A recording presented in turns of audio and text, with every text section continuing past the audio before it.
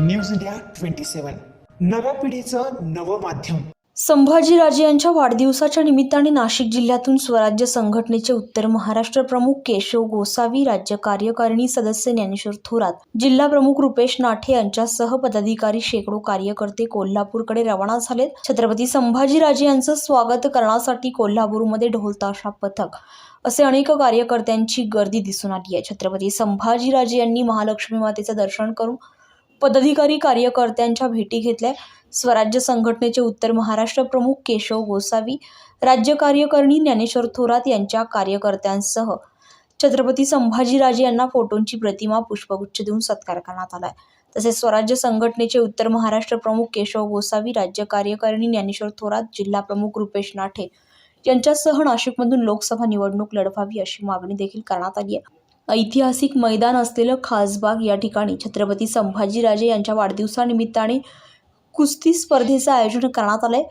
कुस्ती स्पर्धा बघण्यासाठी या ठिकाणी नागरिकांनी अलोट गर्दी देखील करण्यात आली आहे। यावेळी अनेक दिग्गज नेत्यांनी देखील हजेरी लावली आहे।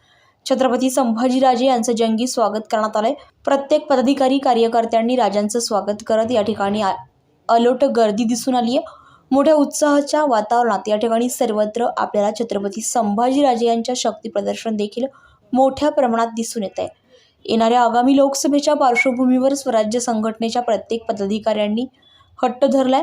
कोल्हापूर, संभाजीनगर, नाशिक या ठिकाणी निवडणूक लढवावी असा आग्रह देखील धरलाय। मात्र संभाजीराजे कुठल्या जिल्ह्यातून निवडणूक लढवणार हे देखील आता बघणं तितकंच महत्त्वाचं असणार आहे। प्रत्येक युवा कार्यकर्त्यामध्ये आपल्याला एक चैतन्याचं वातावरण दिसून आलंय।